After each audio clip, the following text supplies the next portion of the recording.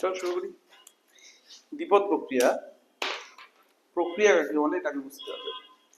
প্রক্রিয়ার ইংরেজি অর্থ হচ্ছে অপারেশনস। অপারেশনস মানে এমন, আমরা ম্যাথমেটিক্যালি অপারেশনস কাদের বলবো?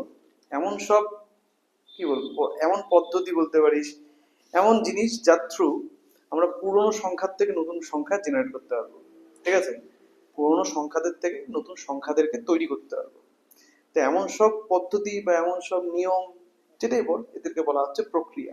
ঠিক আছে, উদাহরণ, এমন কিছু প্রক্রিয়া যাদের থেকে নতুন সংখ্যা জেনারেট হয়। যোগ, খেয়াল করে দেখ, যে দুটো সংখ্যা নিলাম, যোগ করলাম, নতুন একটা সংখ্যা তৈরি হয়ে গেল। 2 যোগ 3, 2 আর 3 বলে দুটো পুরনো সংখ্যা ছিল, যোগ করলাম, নতুন একটা সংখ্যা তৈরি হচ্ছে 5, তাই না? তাহলে এই যে যোগটাকে বলা হবে একটা প্রক্রিয়া, হলো, এটা প্রক্রিয়া বলা হচ্ছে। বাকি এই দ্বিপদ ব্যাপারটা আমি পরে আসছি। প্রক্রিয়া ক্লিয়ার? তো কিছু প্রক্রিয়ায় দুটো পদের দরকার হয়, কিছু প্রক্রিয়ায় একটা পদ দিয়ে কাজ চলে যায়। একটা পদ দিয়ে কোন কোন প্রক্রিয়া কাজ হয় একটা বলতে পারবি? এমন প্রক্রিয়া যেখানে একটা পদ্ধতি দরকার নতুন সংখ্যা তৈরির জন্য। প্রক্রিয়া ব্যাপারটা বোঝা গেছে তো? যার থ্রু নতুন সংখ্যা তৈরি হবে, এমন কোনো কিছু একটা যার থ্রু নতুন সংখ্যা তৈরি হয়। কিন্তু যেমন যোগের জন্য কি কয়টা সংখ্যা? একটা সংখ্যা লাগে না দুটো সংখ্যা লাগে? দুটো। তার মানে এটা কি, এটা দ্বিপদ প্রক্রিয়া, যার জন্য এটাকে বলা হয় দ্বিপদ প্রক্রিয়া। দুটো পদের দরকার তাই এই প্রক্রিয়াটাকে করার জন্য। ক্লিয়ার? তো একটা পদের দরকার, এমন প্রক্রিয়ার নাম কি? এমন প্রক্রিয়া কাকে বলবো? বর্গ।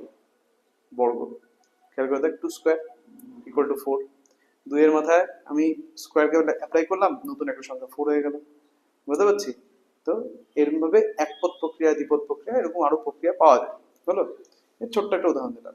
এদের মধ্যে আমাদেরকে দ্বিপদ প্রক্রিয়াতে নিয়ে কাজ করতে হবে। ঠিক আছে, এখন এই যে দ্বিপদ প্রক্রিয়াগুলো অ্যাপ্লাই হবে, এদের যখন আমরা এই ম্যাথমেটিক্সে যে দ্বিপদ প্রক্রিয়া পড়ছি, সেই এই দ্বিপদ প্রক্রিয়ার ক্ষেত্রে আরেকটা, বলতে পারিস আরেকটা শর্ত আছে। ঠিক আছে, শুধু দুটো পদ এবং নতুন সংখ্যা তৈরি হলে হবে না। দুটো পদ এবং নতুন সংখ্যা তৈরি হলে হবে না। যখন এই দ্বিপদ প্রক্রিয়া একটা সেটের উপর আমি আলোচনা করব, একটা সেটের ওপর দ্বিপদ, এমনি দ্বিপদ প্রক্রিয়া মানে যে প্রক্রিয়ার মধ্যে দুটো পদ এর প্রয়োজন হয়। ঠিক আছে, দুটো পদের বেশিও না কমও না, দুটো পদই লাগবে, এমন একটা প্রক্রিয়াকে বলা হবে দ্বিপদ প্রক্রিয়া। কিন্তু কোন সেটের উপর দ্বিপদ প্রক্রিয়া অন্যরকম। কি, একটা সেট নিলাম, ধরে নে স্বাভাবিক সংখ্যার সেট। স্বাভাবিক সংখ্যার সেট মানে তো সবাই বুঝিস, কোথা থেকে শুরু হবে?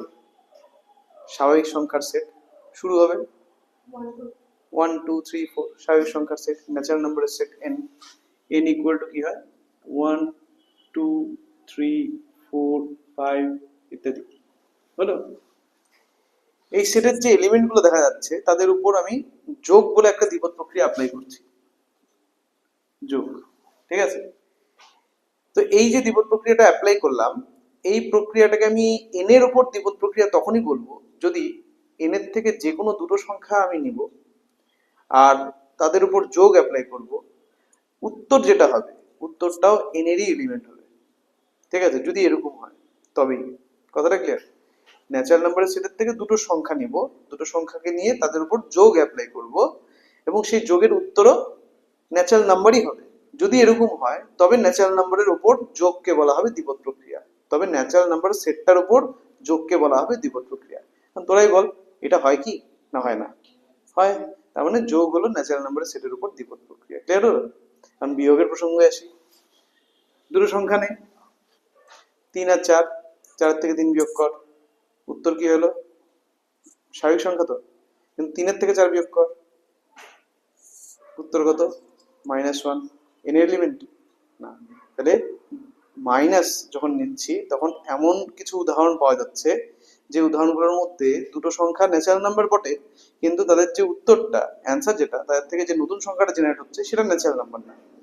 তাই মাইনাস কিন্তু ন্যাচারাল নাম্বার সেটের উপর দ্বিপদ প্রক্রিয়া হবে না। ঠিক আছে, মাইনাস প্রক্রিয়াটি প্রক্রিয়াটি n এর উপর দ্বিপদ প্রক্রিয়া নয়।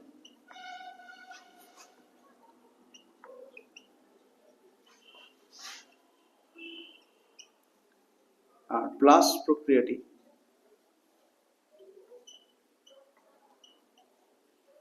n এর উপর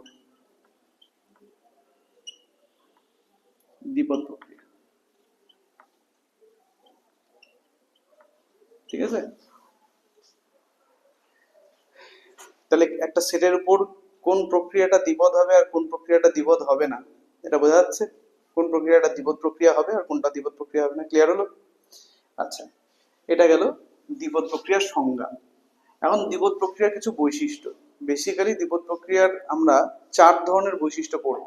ঠিক আছে, এক, প্রথমত কিছু দ্বিপদ প্রক্রিয়া, ঠিক আছে, অ্যাসোসিয়েটিভ বলে একটা কথা হয়, সে অ্যাসোসিয়েটিভ হয়। ঠিক আছে, অ্যাসোসিয়েটিভ মানে সংযোজন। অ্যাসোসিয়েটিভ কথার অর্থ হচ্ছে সংযোজন।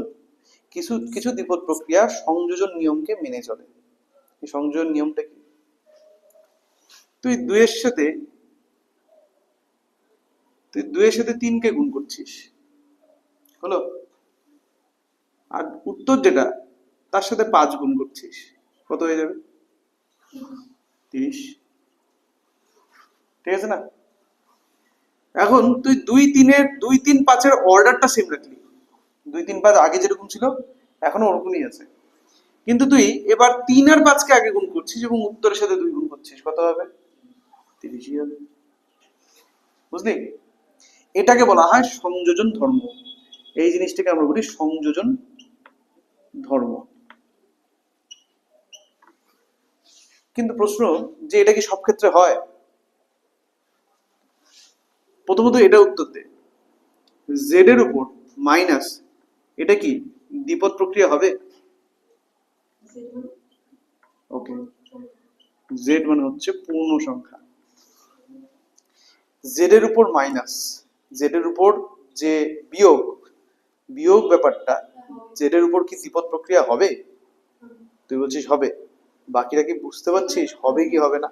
হ্যাঁ হ্যাঁ হ্যাঁ, জিরো আছে তার মধ্যে, zero plus one minus one plus one minus two, এরা সবই তো দ্বিপদ প্রক্রিয়া হবে। সুমনও বলছিস হবে, তুইও বলছিস হবে, হবে।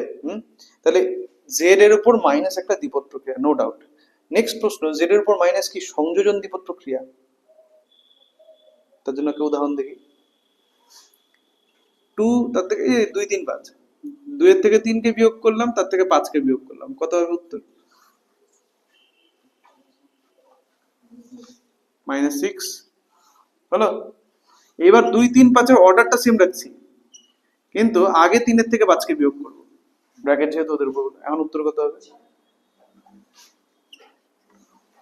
দেখ, অ্যান্সার গুলো সেম হলো না, তাই না? তার মানে এটা কিন্তু সংযোজন হবে না। ঠিক আছে, এই কথার অর্থ যে সংযোজন নয়। বোঝা গেল যে সংযোজন দ্বিপদ প্রক্রিয়া কি? তো সংযোজন দ্বিপদ প্রক্রিয়ার সংজ্ঞাটা কি? ঠিক আছে, যদি যদি ক্যাপিটাল এ একটি অশূন্য সেট এবং স্টার হলো স্টার হলো এ এর উপর একটি দ্বিপদ প্রক্রিয়া। ঠিক আছে প্রীতিক? তবে স্টার কমা দিয়ে এ এর উপর সংযোজন হবে যদি A star B star C সমান সমান A star B star C হয়, for all A comma B comma C belongs to capital A. আমার পেনে গেলে শেষ।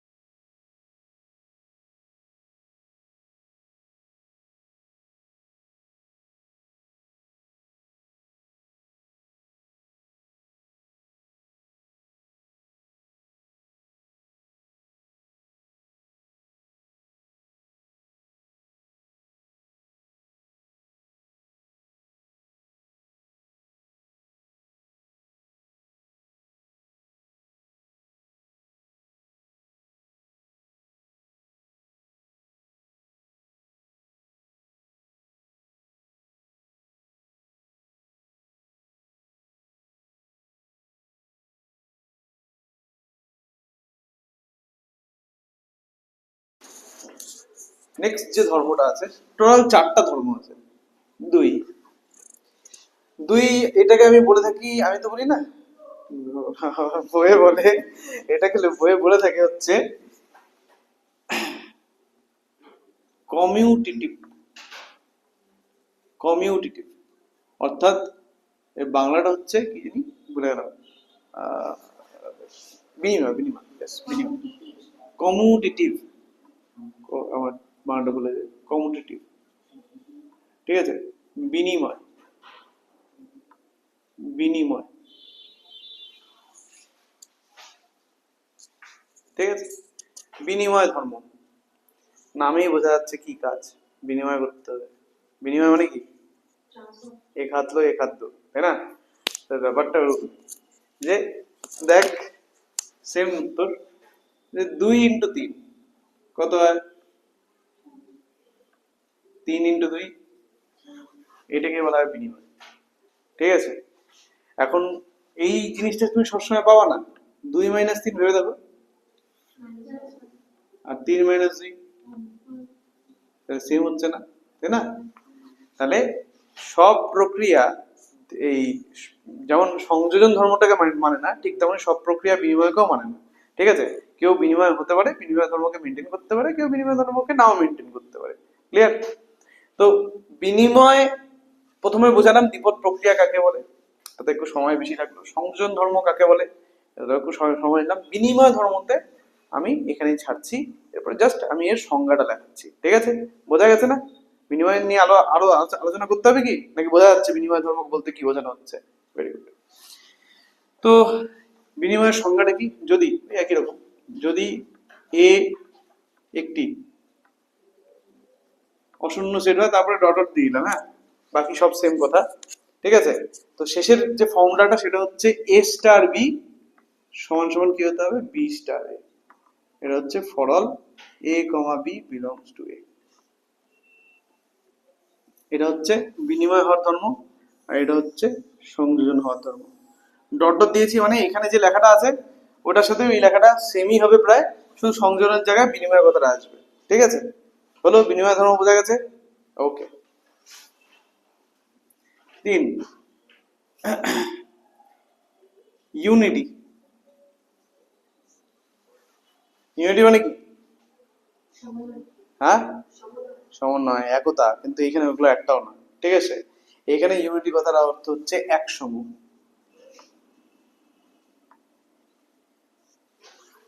ইউনিটি বা আইডেন্টিটি, এটাকে আইডেন্টিটিও বলা হয়, আইডেন্টিটি এলিমেন্ট, আইডেন্টিটি এলিমেন্ট। তাহলে আইডেন্টিটি এলিমেন্ট জিনিসটা কি? আইডেন্টিটি কোনো ধর্ম না, আইডেন্টিটি এলিমেন্টকে রাখা একটা ধর্ম, ঠিক আছে? কথাটা ক্লিয়ার? আইডেন্টিটি এলিমেন্ট বলে কোনো ধর্ম হয় না, আইডেন্টিটি এলিমেন্টকে নিজের কাছে রাখা এটা হচ্ছে একটা ধর্ম। কেউ আইডেন্টিটি এলিমেন্টকে নিজের কাছে রাখতে পারে, কেউ পারে না, ঠিক আছে। উদাহরণ দিই, ধরে নে 2 যোগ কত ইকুয়াল টু 2, 2 যোগ 0 ইকুয়াল টু 2, ভেরি গুড, ঠিক আছে। 2 যোগ 0 ইকুয়াল টু 2, তাই না? জানতিস তো এটা? তো এখন 2 + 0 = 2, ঠিক আছে। এই যে 0, তুই জিনিসটাকে যদি 0 + 2 আকারেও লিখতিস তাও তুই একই উত্তর পেতিস, হ্যাঁ কি না? আর এটা যে শুধুমাত্র 2 এর ক্ষেত্রে প্রযোজ্য তা না, কিন্তু 3, 4, 5, 6 যাকে ইচ্ছা নেই, যে কোনো স্বাভাবিক সংখ্যাকে নেই তার ক্ষেত্রে প্রযোজ্য। তাহলে এই যে 0, 0 কে বলা হবে, 0 হলো n কমা প্লাস এর একসম উপাদান, একসম উপাদান, ঠিক? 0 হলো n কমা প্লাস এর একসম উপাদান। কিন্তু কিন্তু কিন্তু n ন্যাচারাল নাম্বার, শুরু কোথা থেকে হয়? 1 থেকে। ওখানে কি 0 আসে? কিন্তু কিন্তু 0 does not belongs to n, ঠিক আছে? বলতে পারলাম? তাহলে একসম উপাদানকে থাকতে হবে, এক্ষেত্রে একসম উপাদান, আমি এই 0 কে একসম উপাদান বলবো, আমরা ম্যাথমেটিক্যালি এই চ্যাপ্টারে জিরোকে 100 উপাদান বলবো যদি সেটটার মধ্যে জিরো থাকে, ঠিক আছে? সেটটার মধ্যেই যদি জিরো নাই তাহলে আমি বলবো ন্যাচারাল নাম্বারে 100 উপাদানও নাই। কথাটা ক্লিয়ার?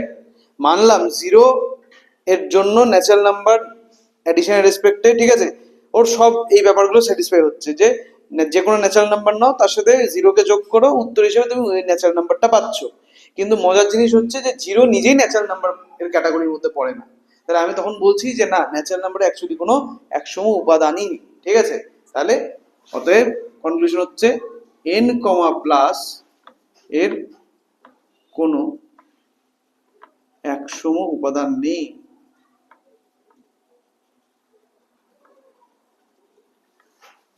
হলো? কিন্তু জেড কমা প্লাসের কি 100 উপাদান আছে? জেড কমা প্লাসের 100 উপাদান আছে, তাই তো? জেড কমা প্লাস এর 100 উপাদান আছে। 100 উপাদান কত সেটা আছে, এবং তা হলো 0।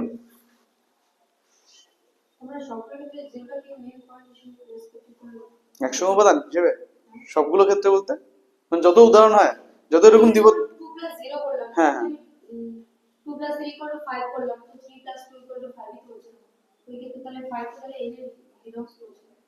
না না না, 100 উপাদান কথার অর্থ হচ্ছে এমন এমন এলিমেন্ট যে এলিমেন্টের সাথে অন্য যে কোনো এলিমেন্টকে তুই যোগ, এক্ষেত্রে যোগ যেহেতু, তাই যোগ করলে পরে ওই এলিমেন্টেই আবার ফিরে আসবে, বুঝতে পারবে? ওই এলিমেন্টটা পাল্টাবে না।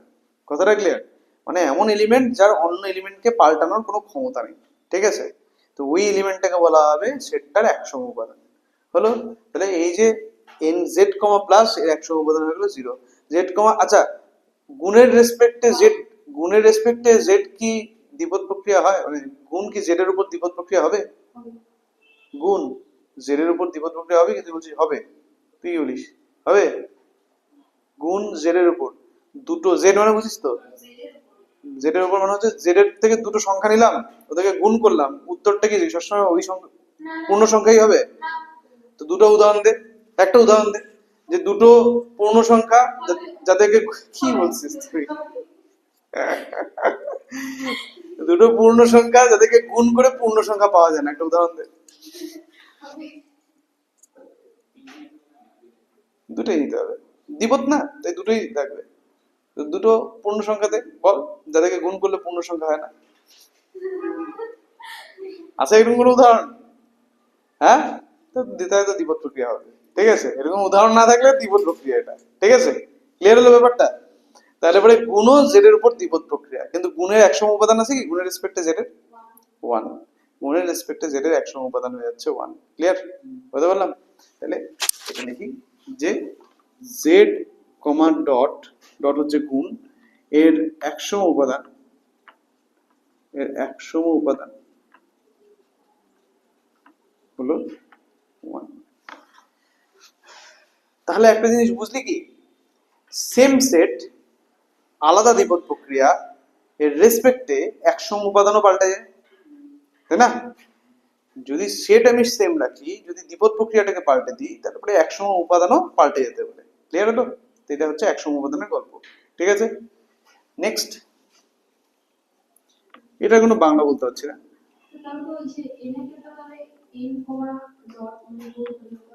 আরেকবার বল। বল না। এন কমা ডট, এটা দ্বিপদ প্রক্রিয়া হবে কি? ফার্স্টে এন কমা ডট কি দ্বিপদ প্রক্রিয়া? হ্যাঁ কি না? হ্যাঁ, এন কমা ডট না, তাহলে দুটো, একটা উদাহরণ দে যে, একটা উদাহরণ দে যে উদাহরণের মধ্যে দুটো ন্যাচারাল নাম্বার তুই নিবি, ওদেরকে গুণ করবি, কিন্তু উত্তরটা ন্যাচারাল নাম্বার হবে না। একটা উদাহরণ দে এরকম। কি বল? হ্যাঁ বল। 1 into 2, 1 into 2 কত? তাহলে ন্যাচারাল নাম্বার হচ্ছে তো। তাহলে আমি বললাম এমন একটা উদাহরণ দিতে যেখানে হবে না। তাহলে এরকম কি কোনো উদাহরণ আছে তোর কাছে? উদাহরণ নেই, তার মানে দ্বিপদ প্রক্রিয়া হবে, ঠিক আছে? ক্লিয়ার? তাহলে এখন ন্যাচারাল গুণের রেসপেক্টে ন্যাচারাল নাম্বার দ্বিপদ প্রক্রিয়া হয়, ঠিক আছে? হ্যাঁ, আমি ওটা ওটা ওখানেই আসছি। তো গুণের রেসপেক্টে ন্যাচারাল নাম্বারের 100 উপাদান আছে কি? হ্যাঁ কি না? গুণের রেসপেক্টে, হ্যাঁ ওয়ান, বলতে পারলাম। যোগের রেসপেক্টেও কিন্তু ন্যাচারাল নাম্বার দ্বিপদ প্রক্রিয়া, যোগও কিন্তু ন্যাচারাল নাম্বারের সেটের উপর দ্বিপদ প্রক্রিয়া হয়, কিন্তু যোগ যোগ যোগ প্লাস, প্লাসও কিন্তু ন্যাচারাল নাম্বারের সেটের উপর দ্বিপদ প্রক্রিয়া হয়, কিন্তু প্লাসের রেসপেক্টে কিন্তু কোনো একসমও নেই ন্যাচারাল নাম্বারের, এটা কিন্তু ভাবার বিষয়। তাহলে কোনো একটা প্রক্রিয়া দ্বিপদ প্রক্রিয়া হলেই যে ওর রেসপেক্টে একসম উপাদান পাওয়া যাবে তার কোনো গ্যারান্টি নেই। ক্লিয়ার, বলতে পারলাম? আচ্ছা, তারপরটা দেখ কি লিখেছি, ইনভার্স এলিমেন্টস। ইনভার্স এলিমেন্টস কথাটা মানে জানতে হবে, যে ইনভার্স এলিমেন্ট, ইনভার্স কথা মানে তোরা জানিস, অনন্যক, ঠিক আছে। তো এখন অনন্যক ইয়ের সাপেক্ষে পাল্টায়, প্রক্রিয়ার সাপেক্ষে পাল্টায়, মানে ধরে নে গুণ করছিস, তুই অনন্যকের ফার্স্ট ডেফিনেশন গুণের থেকেই পেয়েছিস, তো গুণ করছিস কার, কোন সেট, কোন সেট, ন্যাচারাল নাম্বারের সেট, তো গুণ করছিস, তো দুইয়ের যে ইনভার্স এলিমেন্ট কত, হাফ, কোথায়, ন্যাচারাল নাম্বারের সেটের মধ্যে, তাই তো? সেই কথাটা কি বলা ঠিক হচ্ছে আমাদের? দুইয়ের ইনভার্স হলো হাফ ন্যাচারাল নাম্বারের সেটের উপর, হাফ কি ন্যাচারাল নাম্বার? তাহলে দুইয়ের ইনভার্স এলিমেন্ট কি আছে ন্যাচারাল নাম্বারের সেটে? ব্যাস এটাই হচ্ছে উত্তর, ঠিক আছে, যে ন্যাচারাল নাম্বারের সেট, দ্বিপদ প্রক্রিয়াটা হলো গুণ, তাহলে দুইয়ের কোনো ইনভার্স এলিমেন্ট নেই। তাহলে এই যে ন্যাচারাল নাম্বার, যতগুলো ন্যাচারাল নাম্বার আছে তাদের মধ্যে কার কার ইনভার্স এলিমেন্ট পাওয়া যাবে গুণের রেসপেক্টে? শুধু ওয়ানের, ওয়ান ছাড়া অন্য কোনো ন্যাচারাল নাম্বারের ইনভার্স এলিমেন্ট পাওয়া যাচ্ছে না গুণের রেসপেক্টে। আচ্ছা, আর যোগের রেসপেক্টে, যোগের রেসপেক্টে ন্যাচারাল নাম্বারের সেটের এলিমেন্টগুলোর ইনভার্স এলিমেন্ট তোকে ভাবতে হবে। এখন তুই ভাবছিস যে যোগের অনন্য কি হয়, ঠিক আছে, দুইয়ের অনন্য কি করে হবে যোগের রেসপেক্টে, মাথায় রাখবি যে দুইয়ের ইনভার্স এলিমেন্ট হাফ কেন বলা হচ্ছে, তার কারণটা কি? তার কারণ কি, খুব কমন কারণ কি, দুইয়ের ইনভার্স হাফ, তিনের ইনভার্স 1/3, চারের ইনভার্স 1/4, তোদের কি মনে হয় কেন বলা হয়? এক দ্বারা ভাগ করা হচ্ছে না, এক্ষেত্রে দুজনের গুণফল এক হচ্ছে, খেয়াল করে দেখ, দুই আর হাফের গুণফল এক, চার আর 1/4 এর গুণফল এক, তিন আর 1/3 এর গুণফল এক, তাই না? এখন খেয়াল করে দেখ, জেড গুণ মানে ন্যাচারাল নাম্বারের সেট গুণের রেসপেক্টে একসম উপাদান কি ছিল? ওয়ান। ন্যাচারাল নাম্বারের গুণের রেসপেক্টে একসম উপাদান ওয়ান, কথাগুলোকে একটু লিঙ্ক করি, হ্যাঁ। ন্যাচারাল নাম্বারের এই যে এন কমা ডট এর একসম উপাদান আমরা পেয়েছি, একসম উপাদান, একসম উপাদানকে না আই দ্বারা চিহ্নিত করে, হ্যাঁ, একসম উপাদানকে আই দ্বারা চিহ্নিত করে, ছোট হাতের আই, ঠিক আছে। তাহলে ন্যাচারাল নাম্বারের গুণের রেসপেক্টে একসম উপাদান হচ্ছে ওয়ান, হলো। এখন এই জন্য দুইয়ের দুইয়ের যে ইনভার্স, দুইয়ের ইনভার্স কত বলা হচ্ছে, আমরা নর্মালি জানি 1/2, ঠিক আছে, দুইয়ের ইনভার্স 1/2। এখন কেন দুইয়ের ইনভার্স 1/2? কারণ দুজনের গুণফল 1। কিন্তু এক্ষেত্রে আমরা দুইয়ের কোনো ইনভার্স পাচ্ছি না, কেন পাচ্ছি না? কারণ 1/2 ন্যাচারাল নাম্বারের সেটের মধ্যেই পড়ে না, এই জন্য দুইয়ের কোনো ইনভার্স নেই এক্ষেত্রে আমরা বলছি। কিন্তু একের ইনভার্স আছে, একের ইনভার্স কত? 1 ইটসেলফ, কারণ 1 × 1 এটা ইকুয়াল টু কত হয়? 1 হয়, অর্থাৎ একসম উপাদানটা হয়, বুঝতে পারলাম? তো কোনো একটা এলিমেন্টের সাথে যত গুণ করে একসম উপাদানটাকে আনা যাবে সেই সংখ্যাটাকে বলা হবে তার ইনভার্স, ঠিক আছে। এখন খেয়াল করে দেখ, এন কমা প্লাসের ক্ষেত্রে প্রথমত এক্স্যাক্টলি ওর কোনো একসম উপাদানই নেই, এটাই থাকে না, তাহলে কোনো এলিমেন্টেরই ইনভার্স নেই, বুঝতে পারলাম? একসম উপাদানই যখন নাই, তার মানে কি ন্যাচারাল নাম্বারের কোনো এলিমেন্টেরই ইনভার্স পাওয়া যাচ্ছে না যোগের রেসপেক্টে। ক্লিয়ার হলো? জেড কমা প্লাস এর একসম উপাদান আছে 0, এর যে কোনো একটা এলিমেন্ট নেই জেড এর 5, তার ইনভার্স তাহলে কত হবে? 1/5। আমাকে কি খেয়াল রাখতে হবে? এক্স্যাক্টলি গুণ, গুণ কেন করা হচ্ছিল? তার কারণ তখন দ্বিপদ প্রক্রিয়াটাকে গুণ নেওয়া হচ্ছিল, এইবার কি দ্বিপদ প্রক্রিয়াটা গুণ? তাহলে এইবার কি করতে হবে? তার মানে এইবার আমাকে চেক করতে হবে যে 5 এর সাথে যেহেতু দ্বিপদ প্রক্রিয়াটা প্লাস, কত যোগ করে একসম উপাদান কত 0 আসে। 5 এর ইনভার্স আমার যদি বের করতে হয় কি করব? ফার্স্ট দুটো জিনিস লক্ষ্য রাখবো, এক যে এখানে দ্বিপদ প্রক্রিয়াটা কি, আর দুই এখানে একসম উপাদানটা কি। তো দ্বিপদ প্রক্রিয়া হচ্ছে এখানে প্লাস, তাহলে আমাকে ভাবতে হবে 5-এর সাথে কত প্লাস করলে পরে উত্তর কত হবে, একসম উপাদান যত দেখা যাচ্ছে তত। একসম উপাদান হচ্ছে 0, তাহলে 0 আসবে। কথাটা ক্লিয়ার, বোঝাতে পারলাম? তাহলে 5, যার যেই কারণে 5-এর ইনভার্স কত হয়ে যাচ্ছে এখানে, -5। ঠিক আছে, তাহলে যে কোনো একটা এলিমেন্ট নেই, এর ইনভার্স কত হবে, -a। বুঝতে পারলাম? এভাবে ইনভার্স এলিমেন্টটাকে হিসাব করা হয়। ক্লিয়ার? তাহলে ইনভার্স এলিমেন্টের সংজ্ঞা কি, এটা মুছে দিই এইটুকুন। 5-এর ইনভার্স -5, আমি কি বললাম, দুটো জিনিসকে খেয়াল রাখতে বলছিলাম, মনে আছে কথাগুলো? হ্যাঁ, কি হচ্ছে তখন? আমি বললাম যে যখন আমি ইনভার্স এলিমেন্টকে ক্যালকুলেশন করব তখন আমরা দুটো বিষয়কে খেয়াল রাখবো। কি কি? কি কি? প্রক্রিয়াটা আর একসম উপাদানটা। কি বললো? একদম।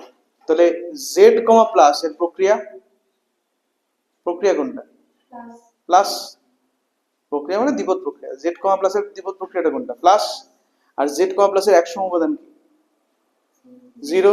তাহলে আমাকে দেখতে হবে 5-এর সাথে কত প্লাস করে 0 আসে, কত প্লাস করলে 0 আসে, এই জন্য -5 হলো 5-এর ইনভার্স এলিমেন্ট। বুঝতে পারলাম? তাহলে ইনভার্স এলিমেন্টের, আচ্ছা এটা মুছে দিচ্ছি, ঠিক আছে। ইনভার্স এলিমেন্টের সংজ্ঞা কি, ইনভার্স এলিমেন্টের সংজ্ঞা, আচ্ছা এটার তো একসম উপাদানের সংজ্ঞাটাই লেখাতে ভুলে গেছিলাম। এখানে জায়গা হবে তোদের একসম উপাদানের ক্ষেত্রে? হ্যাঁ, স্টার দিয়ে লিখে নি, ঠিক আছে। এখানে এইটুকুন জায়গা লাগবে। এটা হচ্ছে A belongs to capital A, E belongs to capital, ছোটদের E belongs to capital A হলো একসম উপাদান, একসম উপাদান যদি A star E equal to E star A equal to A হয়। ঠিক আছে, এই নিয়মটা যদি কোনো এলিমেন্ট মানে, এটা কার জন্য মানবে, সবার জন্য মানবে, for all A belongs to A, for all A belongs to A. ঠিক আছে, এটা সবার জন্য মানতে হবে, শুধু এক একটা এলিমেন্টের জন্য না, সবার জন্য। ঠিক আছে, কোনো একটা এলিমেন্টও যদি বাদ যায়, ঠিক আছে, তাহলেও কিন্তু এটা আর ইউনিট এলিমেন্ট হবে না। দেখা যাচ্ছে যে বাকি সবার জন্য এই ঘটনাটা ঘটাচ্ছে ই, কিন্তু একটা এলিমেন্টের জন্য করতে পারছে না এটা, তখন ই কে কিন্তু আর আইডেন্টিটি এলিমেন্ট বলা হবে না। যদি ই আইডেন্টিটি এলিমেন্ট হয় তাহলে সবার জন্য আইডেন্টিটি এলিমেন্ট হবে। ঠিক আছে, কেউ যাতে বাদ না যায়। বোঝাতে পারছি? এখন ইনভার্স এলিমেন্টে আসি, তাহলে লিখবো হচ্ছে এরকম ভাবে যে এ বিলংস টু ক্যাপিটাল এ এর বিপরীত এলিমেন্ট, হ্যাঁ ইনভার্সের বাংলা হচ্ছে বিপরীত, বিপরীত উপাদান হলো এ প্রাইম যদি যদি A star A prime equal to A prime star A, এটা ইকুয়াল টু ই হয়। এটা for all A belongs to A, এটা for all A belongs to A না দিলেও হয়। ঠিক আছে, for all A belongs to A হয় না এটা, হ্যাঁ। সবার যে বিপরীত উপাদান থাকবে তার কোনো গ্যারান্টি নেই। ঠিক আছে, সব এলিমেন্টের বিপরীত উপাদান নাও থাকতে পারে। উদাহরণ দেবো, তো এখানে জেড ইকুয়াল টু ই হবে, ঠিকই লিখছি, মানে মানে হ্যাঁ ই, ই বা আই, ঠিক আছে, ই বা আই। ও আচ্ছা বুঝলাম, তুই বললি যে কেন এখানে ই লিখছি আই কেন লিখলাম, ওই ই বা আই লিখলেই হলো। তাহলে আমি আই করে দিচ্ছি যদি বুঝতে অসুবিধা হয়। আই এখানেও তাহলে আই হতো, হ্যাঁ, A star I equals to I star E, I star A equals to A. যাই হোক, বোঝা গেছে? এখন তুই হিসেব করে দেখ জেড কমা ইনটু, তো এর রেসপেক্টে প্রথমত একসম উপাদানটা কি, গুণের রেসপেক্টে জেড এর 1, গুণের রেসপেক্টে জেড এর একসম উপাদান হচ্ছে 1 হলো। এখন যে কোনো একটা এলিমেন্ট নে 5, 5 এর ইয়ে কি হবে, আচ্ছা জেড না নিয়ে না, না সরি সরি জেড নিলে হবে না, কিউ নে, কিউ, বলতে পারবি কেউ? কিউ মানে হচ্ছে মূলদ সংখ্যার সেট, মূলদ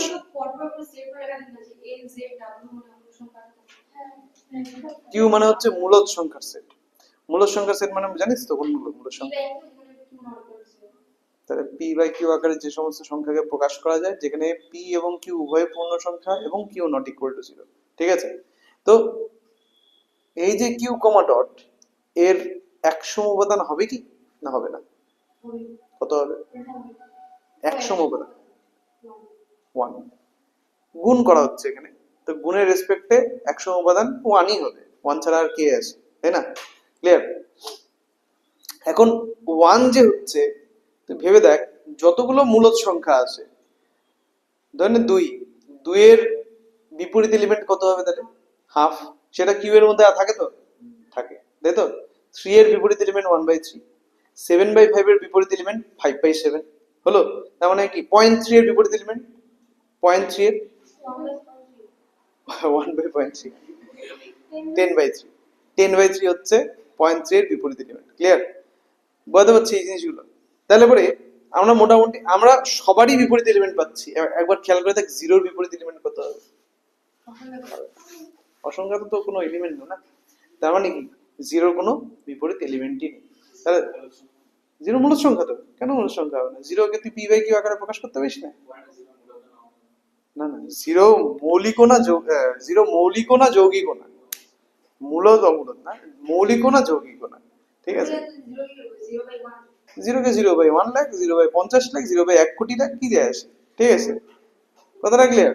মনে কথা পি বাই কিউ ফরম্যাটে তো নিয়ে যাওয়া যাচ্ছে আমাদের, আর আমাদের খেয়াল রাখতে হয় যাতে কিউ নট ইকুয়াল টু 0 হয়, পি 0 হোক না, কি যায় আসে, ঠিক আছে? বুঝতে পারলাম? সংজ্ঞাকে ফলো করতে হবে, তো সংজ্ঞার মধ্যে যে ব্যাপার স্যাপারগুলো সবগুলোকে খেয়ালও রাখতে হবে। ওখানে কোথাও বলা নাই যে পি 0 হইতে পারবে না, ওখানে বলা আছে কিউ যাতে না 0 হয়, ঠিক আছে? আর পি যদি কোনো কারণে 0 হয়ে যায় তাহলে না 0 হয়ে যাচ্ছে, তার মানে কি 0 মূলদ সংখ্যা। কথাটা ক্লিয়ার? তো 0 মূলদ সংখ্যা, কিন্তু 0-র ইনভার্স এলিমেন্ট আছে গুণের রেসপেক্টে? গুণের রেসপেক্টে 0-র কোনো ইনভার্স এলিমেন্ট নেই। কথাটা বলতে পারলাম? তারপরে কিউ এর দেখ, কিউ এর সব এলিমেন্টেরই ইনভার্স আছে, কিন্তু কিউ এর কিন্তু একটা এলিমেন্ট আছে যার 0 ইনভার্সটা নেই। সব এলিমেন্ট আছে একটা এলিমেন্ট বাদ দিয়ে। ক্লিয়ার? বলতে পারলাম? এভাবে এই জন্য বলছি যে সবার যে ইনভার্স থাকবে তার কোনো গ্যারান্টি নেই। বলতে পারলাম? ঠিক আছে? এখন আরেকটা জিনিস শিখতে হবে, আমার মোটামুটি শেষ কনসেপ্ট শেষ, ঠিক আছে? এটাই মেইন কনসেপ্ট যা যেটা আলোচনা করলাম। কি কি জিনিস? প্রথমত সংযোজন, ঠিক আছে? কোনো একটা দ্বিপদ প্রক্রিয়ার সংযোজন ধর্মকে মেনটেন করবে কিনা, এটা বোঝা গেছে? হ্যাঁ, তিনটে সংখ্যা দেখ, এদের কিন্তু অর্ডার পাল্টায় নেই, 2 তারপরে 3 তারপরে 5 এরকমই রেখেছি কিন্তু দুই জায়গাতে। কিন্তু কি করেছি, ফার্স্টে 2 এর প্রথম কেসে আমি 2 আর 3 কে আগে গুণ করেছিলাম, আর দ্বিতীয় কেসটাতে 3 আর 5 কে আগে গুণ করেছি, ঠিক আছে? কথাটা ক্লিয়ার? মানে প্রায়োরিটি পাল্টাইছি, এটাকে বলে প্যারিটি, প্যারিটি চেঞ্জ করা হয়েছে, ঠিক আছে? কিন্তু অর্ডারটাকে কিন্তু চেঞ্জ করা হয়নি। ক্লিয়ার? আচ্ছা, প্যারেনথেসিস গুলো প্যারিটি বলা না, প্যারেনথেসিস বলা হয় অ্যাকচুয়ালি। তো প্যারেনথেসিসটা চেঞ্জ করা হলো, কিন্তু অর্ডারটা আনচেঞ্জ থাকলো, ঠিক আছে? ক্রম অপরিবর্তিত থাকলো, শুধু ব্র্যাকেট গুলো পাল্টানো হলো, ঠিক আছে? আচ্ছা, তাতে যদি মান অপরিবর্তিত থাকে তাহলে সংযোজন, আর এই ঘটনাটা সবার জন্য হতে হবে, একটা দুটো না, সবার জন্য, তবেই ওটাকে সংযোজন বলা হবে। ক্লিয়ার? আচ্ছা, এই ক্ষেত্রে আমি যেটা দেখলাম শুধুমাত্র ইনভার্স এলিমেন্টের ক্ষেত্রেই ছাড় আছে। ছাড় বলতে ইনভার্স এলিমেন্টের ক্ষেত্রেই কোথাও বলা নেই যে সবার ইনভার্স থাকতে হবে। এখানে বলা আছে যে হ্যাঁ, যার কয়েকজন ইনভার্স, সংজ্ঞার থেকে যেটা বুঝলাম যে কোনো একটা এলিমেন্টের ইনভার্স থাকতেও পারে, নাও থাকতে পারে, ঠিক আছে? ওটা কোনো বড় ব্যাপার না। কিন্তু ইনভার্স এলিমেন্ট যদি থাকে, গুণফলটাকে কত হতে হবে? 100 উপাদানটা হতে হবে। তাহলে আমাকে আগে আইডেন্টিফাই করতে হবে 100 উপাদানটা কত, ঠিক আছে? গেল। তারপরে কমুটেটিভ, বিনিময়, বিনিময় নিয়মটা বোঝা গেছে? এটা খুব সহজ, A star B equal to B star A. A আর বি কে গুণ করলে যত আসবে, মানে এ এর সাথে বি কে প্রক্রিয়াটা অ্যাপ্লাই করলে যত আসবে, বি এর সাথে এর প্রক্রিয়া অ্যান্সারও সেম হওয়া উচিত। এক্ষেত্রে কিন্তু অর্ডার পাল্টেছে, খেয়াল করে দেখ, এখানে কিন্তু অর্ডারটা চেঞ্জ হয়ে গেছে। অর্ডার মানে কে আগে কে পরে, ওই ব্যাপারটা চেঞ্জ হয়ে গেছে। ক্লিয়ার? আচ্ছা, নেক্সট হচ্ছে 100 উপাদান, এটা খুবই ইম্পর্টেন্ট, এটাকে বুঝে বুঝে করতে লাগে আমাদের, ঠিক আছে? আর তারপরে আসে ইনভার্স এলিমেন্ট। ক্লিয়ার হয়েছে এইটুকু? এরপরে হচ্ছে সংযোজন ছক, এরপরটা হচ্ছে সংযোজন ছক। হেডিং দাও, সংযোজন ছক। হ্যাঁ,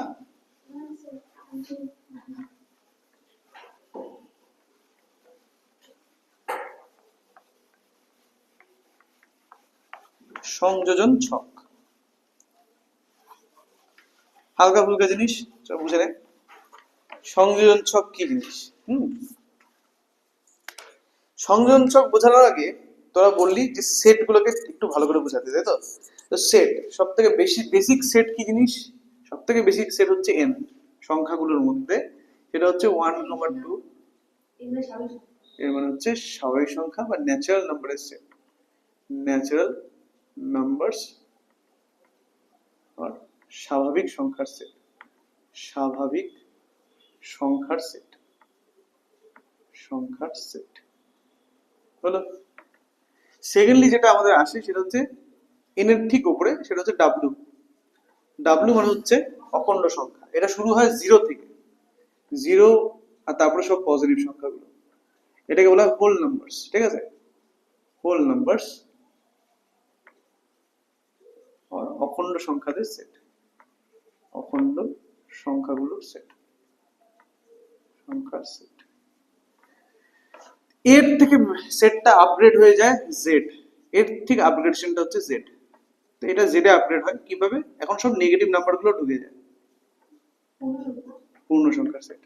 এটাকে আমরা বলে থাকি ইন্টিজার্স। ইন্টিজার্স অর পূর্ণ সংখ্যা। অনেক জায়গায় আমি দেখলাম যে ডাব্লিউ আর জেড কে কিছু কিছু বই, হ্যাঁ কিছু কিছু বইয়ের মধ্যে দেখলাম কয়েকটা প্রশ্নে যে ডাব্লিউ আর জেড কে ওরা সেম সেট হিসেবে কনসিডার করেছে। মানে W zero plus minus one plus minus two plus minus three আর জেডও প্লাস মাইনাস ওয়ান, কিন্তু অ্যাকচুয়ালি ডাব্লিউ মানে হচ্ছে zero one two three four, এরাই হয় আমার যতদূর জানা আছে। আর জেড মানে হচ্ছে সেক্ষেত্রে প্লাস আর মাইনাস দুটো ব্যাপারই আসে। ক্লিয়ার?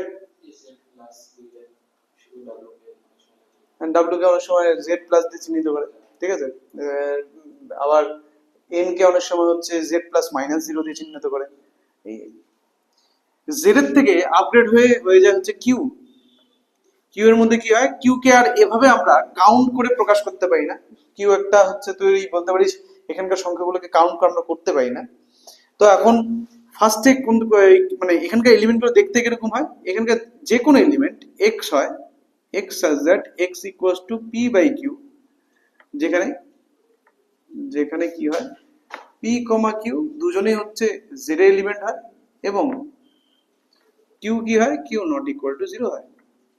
এটাকে আমরা বলি মূলদ সংখ্যা বা রেশনাল নাম্বারস এর সেট। রেশনাল নাম্বারস অর মূলদ সংখ্যার সেট।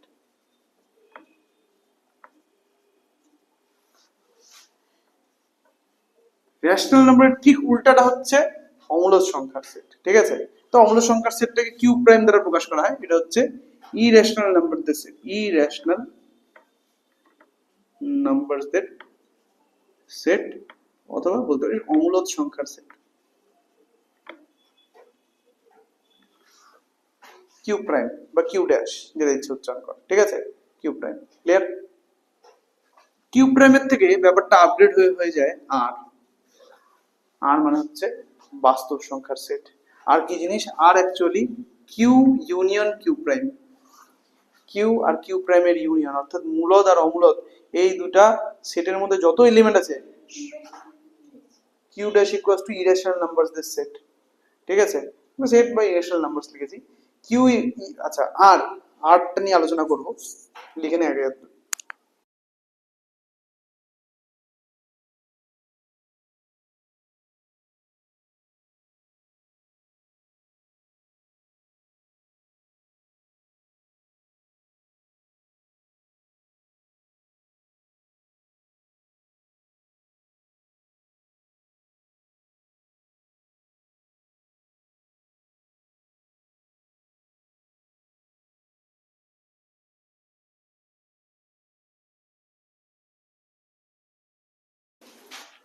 মানে হচ্ছে এমন সেট যার মধ্যে সব মূলদ সংখ্যা আর সব অমূলদ সংখ্যাগুলো বিরাজমান। ঠিক আছে, তো সেই সেটকে বলা হচ্ছে বাস্তব সংখ্যার সেট। ক্লিয়ার?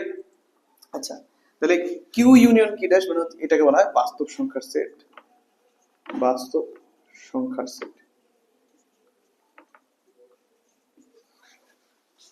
এখন আসি সব থেকে বড় সেটে, তার নাম হচ্ছে সি। তার নাম হচ্ছে সি। সি কি জিনিস? সি হচ্ছে Z such that Z equals to A plus I B, comma দিয়ে A comma B belongs to R. I এর ভ্যালু হচ্ছে root over of minus one. কাল্পনিক সংখ্যার সেট।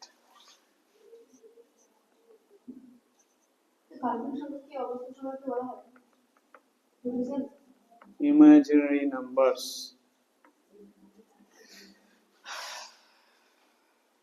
দুটো কিছুটা অংশে সেম বলবো আমি। ইমাজিনারি আর অবাস্তব মানে আনরিয়াল, তাই না?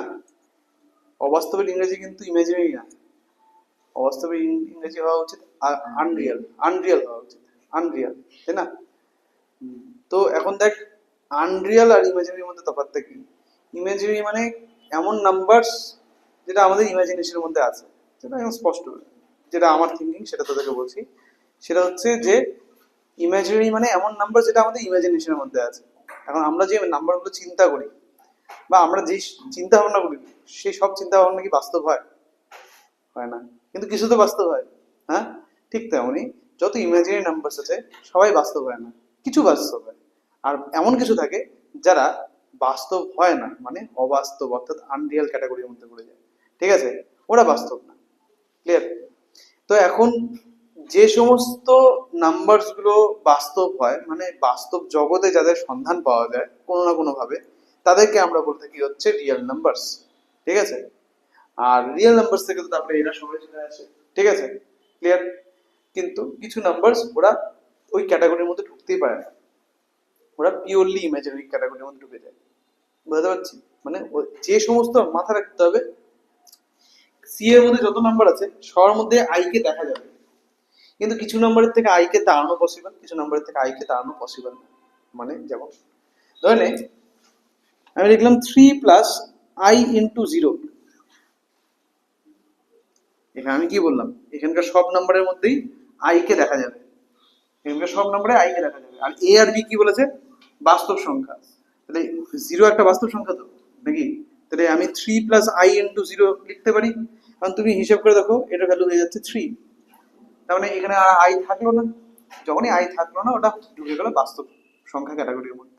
ঠিক আছে, যে আইটা চলে গেল। কিন্তু সবসময় যে আই যাবে তার তো কোনো মানে নেই, এটা আর বাস্তব সংখ্যার মধ্যে ঢুকতে পারলো না। ঠিক আছে, কথাটা ক্লিয়ার?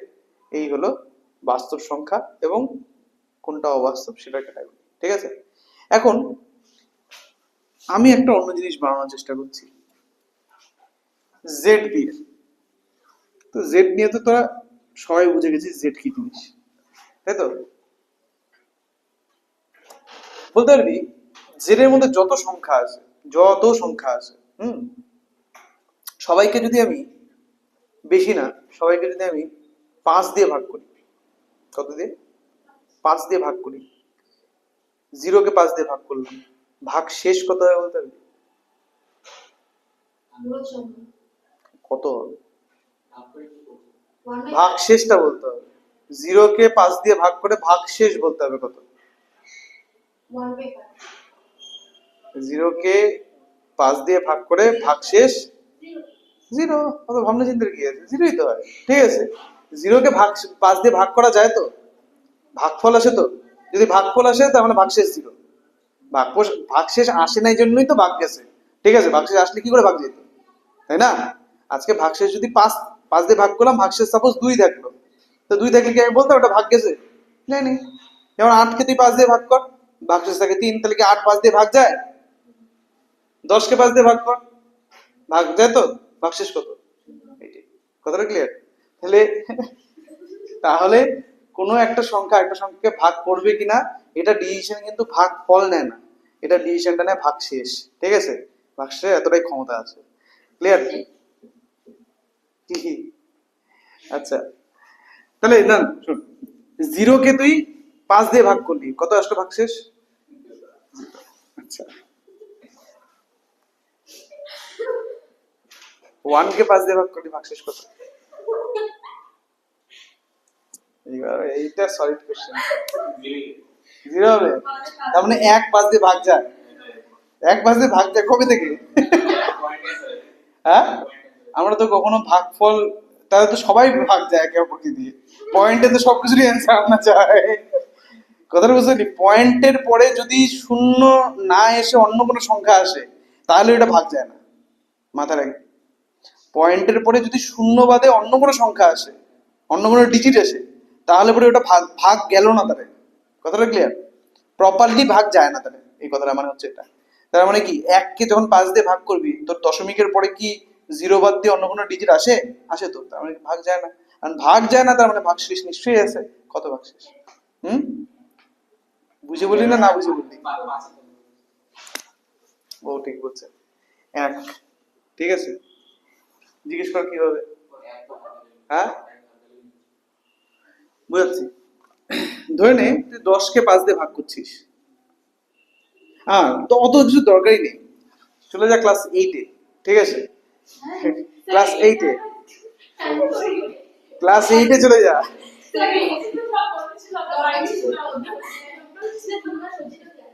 এইটে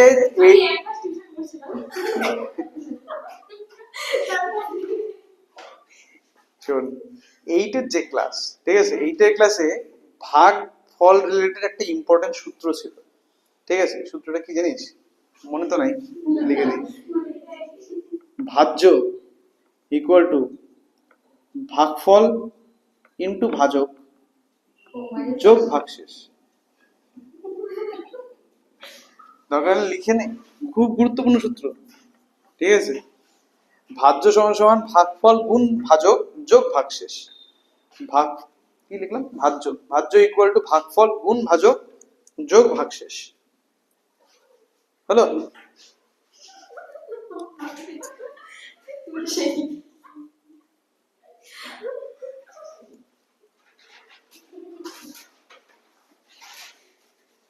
আচ্ছা, তো কোশ্চেনে জানি কি ছিল সমান 1-কে 5 দিয়ে ভাগ করা যায় কিনা, তার মানে ভাজ্যকে এই ক্ষেত্রে ভাজ্য 1, তো এই ভাজ্যর জায়গায় আমি 1 বসালাম, সমান সমান ভাজক কত? 5। কোশ্চেন এটা যে ভাগ ফল কত হবে আর ভাগ শেষ কত হবে। বেসিক্যালি সমীকরণ তৈরি হচ্ছে এখানে একটা। সমীকরণটা কি করতে বলছে যে 1 ইকুয়াল টু 5-এর সাথে কিছু একটা গুণ করে যোগ করে 1 আনতে হবে। কত গুণ করে কত যোগ করবি? 5-এর সাথে কত গুণ করে কত যোগ করে তোর 1 আসতে পারে উত্তরটা। ওকে, 0 গুণ, ভেরি গুড। আর 1 যোগ করে 0 ইন্টু 5 প্লাস 1, ঠিকই বলছিস, 0 ইন্টু 5 প্লাস 1। তার মানে এখান থেকে একটা জিনিস ক্লিয়ার হয়ে গেল, কি, যে ভাজ্য মানে 1 ইকুয়াল টু, যখন আমি 1-কে 5 দিয়ে ভাগ করব, ভাগশেষ এর পজিশনে কি আসলো? 1, মানে ভাগশেষ 1 আসবে। আর ভাগফলের পজিশনে কত আসলো? 0। তার মানে কোনো ভাগফল পাওয়া যায় না, কোনো 0 আসছে মানে কি, কোনো ভাগফল পাওয়া গেল না। আর ভাগশেষ কত হয়ে গেল? 1 হয়ে গেল। ক্লিয়ার? তাহলে 1-কে 5 দিয়ে ভাগ করে ভাগশেষ এলো 1। আমি এখানে এখানে কিন্তু লিখছি সব ভাগশেষ গুলোকে, হ্যাঁ, জেড ইকুয়াল টু লিখলাম ঠিকই, কিন্তু এখানে কিন্তু সব ভাগশেষ গুলোকে লেখা হচ্ছে। ক্লিয়ার? আচ্ছা, আপাতত শুধু পজিটিভ সংখ্যাদেরকে ভাগ করব, হ্যাঁ, নেগেটিভ সংখ্যাদেরকে একটু পরে ভাগ করছি। 2-কে একই রকম ভাবে 2-কে আমি 5 দিয়ে ভাগ করলাম, ভাগফল ভাগশেষ কত হবে? কেন 2? আশা করি কারোর কোনো ডাউট নেই এটাতে। 3-কে 5 দিয়ে ভাগ করছি, ভাগশেষ 3। 4-কে 5 দিয়ে ভাগ করছি 4। 5-কে 5 দিয়ে ভাগ করছি, ভেরি গুড। যাকে মোশনে 5 বলে নেই, এটাই আমার ভালো লাগলো। ঠিক আছে, তো 5-কে 5 দিয়ে ভাগ করে কিন্তু আবার ভাগশেষ কত হয়ে গেল? 0 হয়ে গেল। 6-কে 5 দিয়ে ভাগ করে ভাগশেষ 1। 7-কে 5 দিয়ে ভাগ করে ভাগশেষ 8-কে, 9-কে, 10-কে 0।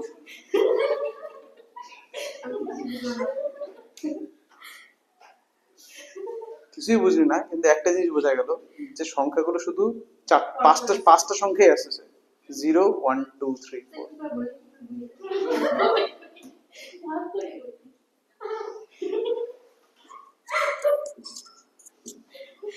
শোন,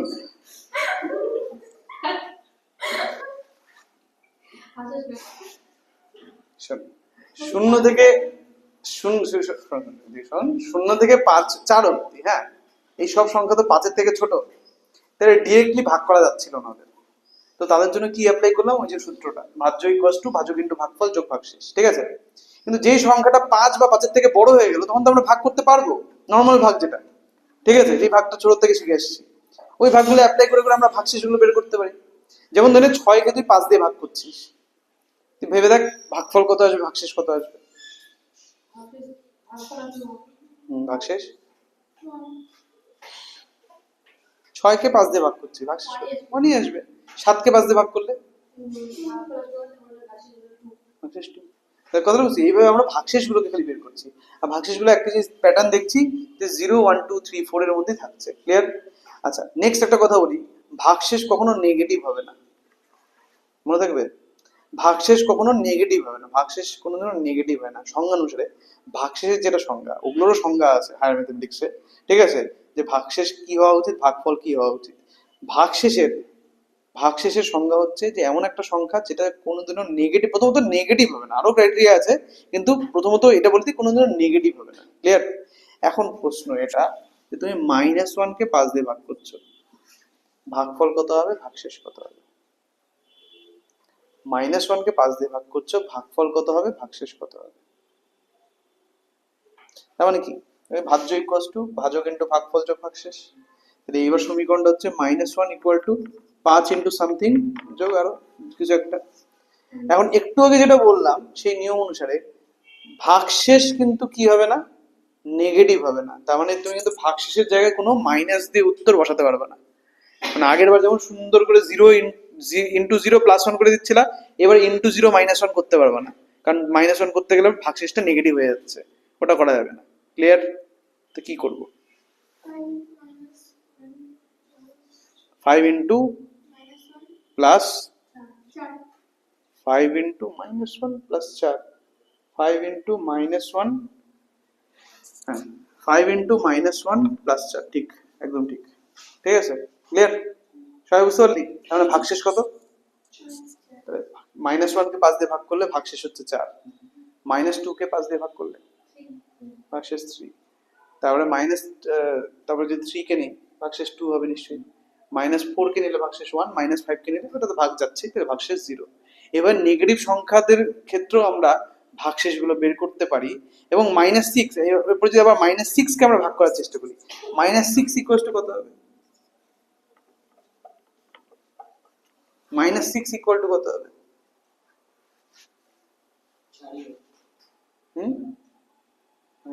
-6 ইকুয়াল টু 5 ইন্টু কত, 5 ইন্টু -2 প্লাস 4। Very good. মানে আবার ভাগশেষ হচ্ছে 4, কারণ আবার 4 থেকে শুরু হইলো, আবার 3 2 1 0 এরকম করে হচ্ছে। তার মানে দেখ ভাগশেষ গুলো কি হচ্ছে, 0 1 2 3 4 5, 1 2 3 4 এর মধ্যে থাকছে, 5ও হচ্ছে না। 5 দিয়ে ভাগ করছি, সংখ্যাগুলোকে কি করছিলাম, প্রত্যেকটা সংখ্যাকে 5 দিয়ে ভাগ করছিলাম, এবং ভাগশেষটা 0 1 2 3 4 এর মধ্যে আসছিল। আর এটাই ভাগশেষের ধর্ম, এটাই ভাগশেষের ধর্ম, যে যখনই আমরা কোনো একটা সংখ্যাকে দিয়ে ভাগ করব, সাপোজ 6 দিয়ে ভাগ করছি কাউকে, তাহলে ভাগশেষটা 6 এর মধ্যে আসবে, কিছু 6ও হবে না, 6 এর আগের অবধি, মানে 0 থেকে 5 এর মধ্যে কোনো একটা সংখ্যা হবে ভাগশেষ। ক্লিয়ার? এই নিয়মটা জানতিস? তো এটা আমরা ছোট থেকে তো ভাগ করে আসছি, প্রচুর ভাগশেষ প্রচুর বের করেছি, কিন্তু কখনো এই জিনিসটা খেয়াল করিনি, আর আমাদের বলা হয় না, দরকার পড়ে না অ্যাকচুয়ালি, যে যখন আমরা ভাগশেষ বের করি, ভাগশেষটা কিন্তু, ভাগশেষের মান কিন্তু সবসময় ভাজকের থেকে কম হয়। যতক্ষণ ভাগশেষ ভাজকের থেকে কম না হয় ততক্ষণ অব্দি তো ভাগ চলতেই থাকবে। ঠিক আছে? এটাই নিয়ম। ক্লিয়ার? বুঝতে পারছি?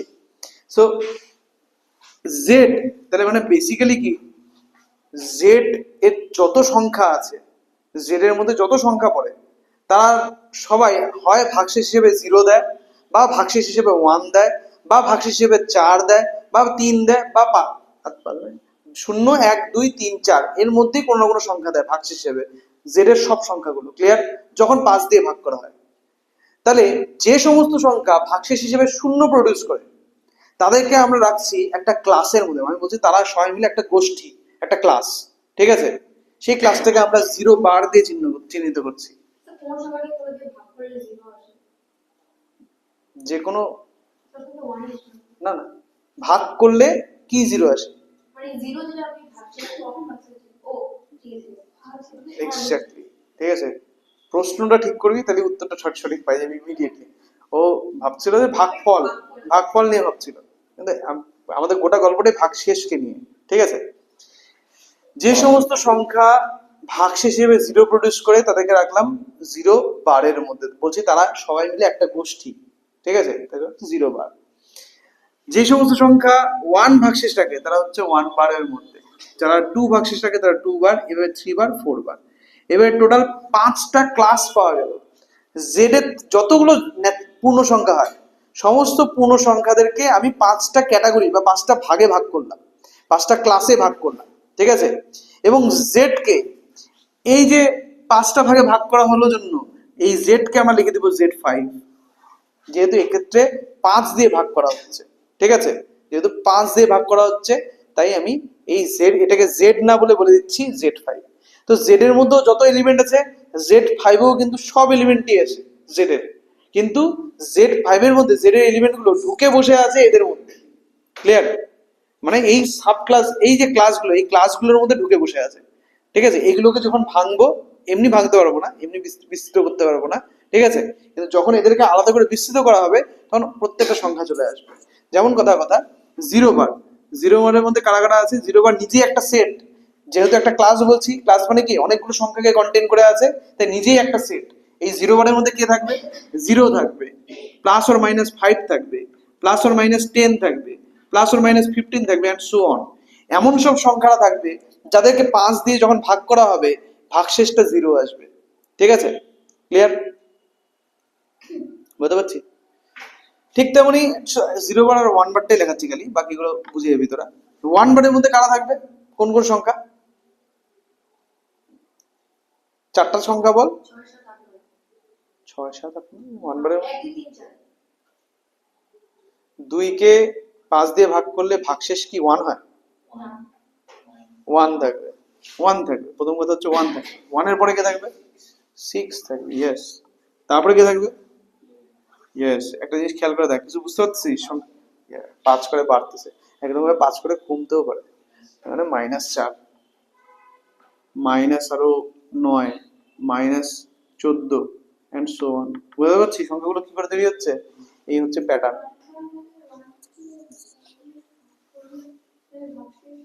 1 কে 1 বার মানে হচ্ছে যে সমস্ত সংখ্যা, যে সমস্ত সংখ্যাকে 5 দিয়ে ভাগ করে 1 ভাগশেষ আসে তারা হচ্ছে 1 বারের মধ্যে আছে।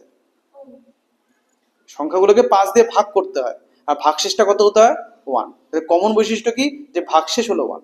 বুঝতে পারলাম? এখন এই যে Z5 আমরা আলোচনা করছিলাম সংযোজন ছক, এই যে Z5 এর সংযোজন ছক আমরা তৈরি করব, ঠিক আছে। কি করে তৈরি করে দেখে নে।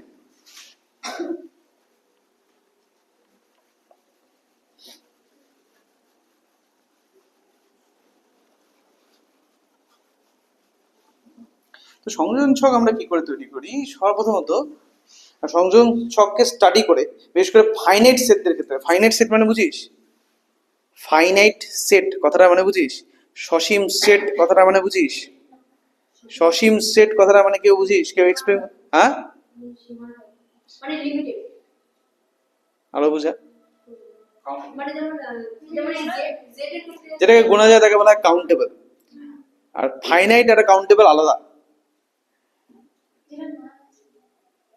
মানে যেটা করে বলে বুঝতে পারছি, মানে প্রথম পদ আর শেষের পদ আমরা জানি। আচ্ছা, প্রথম পদ আর শেষের পদটা জানলে ওটা সসীম সেট হয়ে যায়। না মাঝেটা সসীম কথাটা মানে বুঝিস? এইটা তো ম্যাথমেটিক্যাল টার্ম না, এটা সব জায়গায় ইউজ হয়। সসীম অসীম এই কথাগুলো মানে বুঝিস? সসীম মানে কি? লিমিটেড, মানে মানে যেখানে আমি ভ্যালুগুলো একটা মিনিমাম একটা ম্যাক্সিমাম ভ্যালু পাবো, ঠিক আছে। এবং অসংখ্য, প্রথমত অসংখ্য ব্যাপারটা হবে না, ঠিক আছে। অসংখ্য ব্যাপারটা হবে না, সেটাকে বলা হবে হচ্ছে সসীম, ঠিক আছে। মানে অসীম ব্যাপারটা যার মধ্যে নেই তাকেই বলা হচ্ছে সসীম। এখন অসীম কাকে বলে?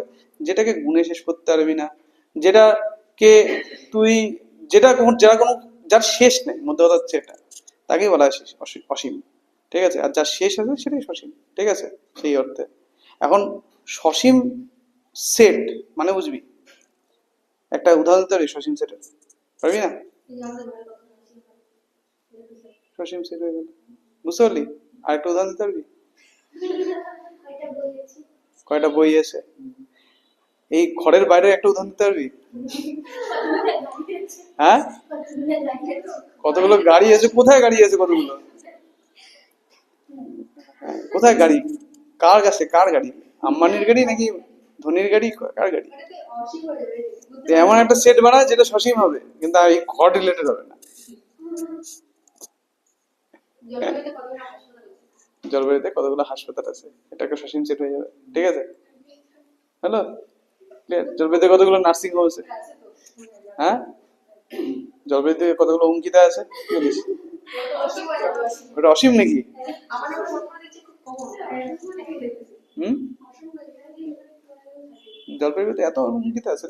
জলপাইগুড়িতে 30 লাখ লোকই আছে, 30 লাখ লোকের মধ্যে অসংখ্য অঙ্কিতা কি করে হয়? না, তুই বল যে আনকাউন্টেবল অঙ্কিতা আছে, নট অসীম অঙ্কিতা। তোর মাথায় চুল কাটা আছে, অসীম নেই কিন্তু। অসীম নাই, এই ব্যাপারটা আমি কয়েকদিন পরে বুঝতে পারবো আমার ক্ষেত্রে। আমার ব্যাপারটা আমি কয়েকদিন পরে বুঝতে পারবো যে অসীম নাই, আমার কাছে ছিল না।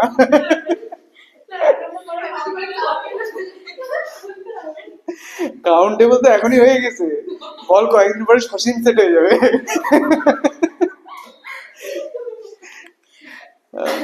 হলো? তো এখন ব্যাপারটা হচ্ছে যে এই যে যে কোনো সসীম সেট, যে কোনো সসীম সেটের ওপর কোনো একটা প্রক্রিয়া, দ্বিপদ প্রক্রিয়া হবে কিনা, সেই দ্বিপদ প্রক্রিয়া যে ওই যে 4টা বৈশিষ্ট্য আছে কিনা, এগুলো স্টাডি করার জন্য সংযোজন ছকটা হচ্ছে বেস্ট। এই সংযোজন ছকের সাহায্যে খুব ইজিলি আমরা স্টাডি করতে পারি। দেখাই উদাহরণ।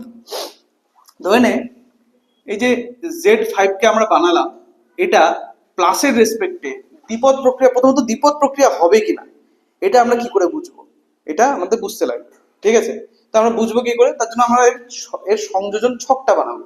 নেক্সট হেডিং দিয়েছি সংযোজন ছক। সংযোজন ছক,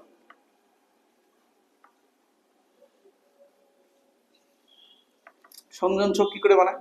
এটা একটা ম্যাট্রিক্স টাইপের জিনিস, যেটা বানানো হয় এভাবে। দুটো দাগ কাটতে হবে, এবং সেই দুটো দাগের ইন্টারসেকশনে থাকবে হচ্ছে তোর প্রক্রিয়াটা। ঠিক আছে, যে প্রক্রিয়াটাকে নিয়ে আলোচনা করতে যাচ্ছি।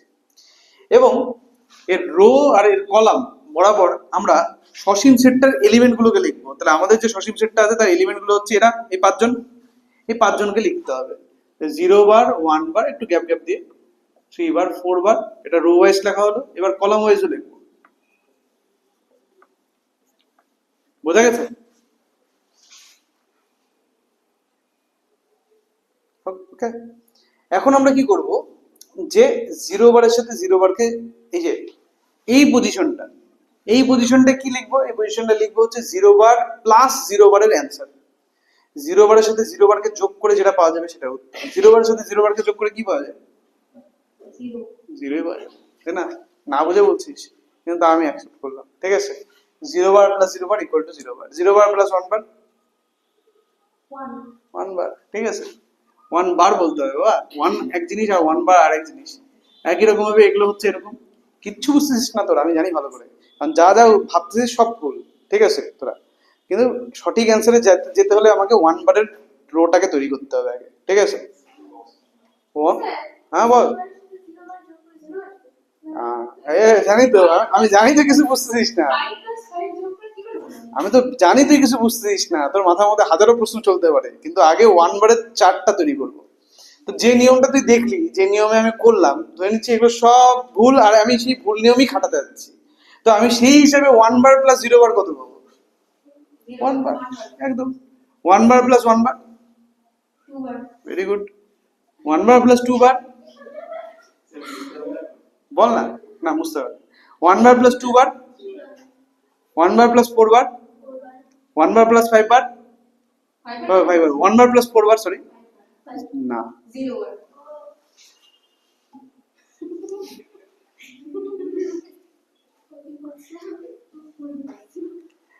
এখন একটু এক্সপ্লেন করা শুরু করি নাকি?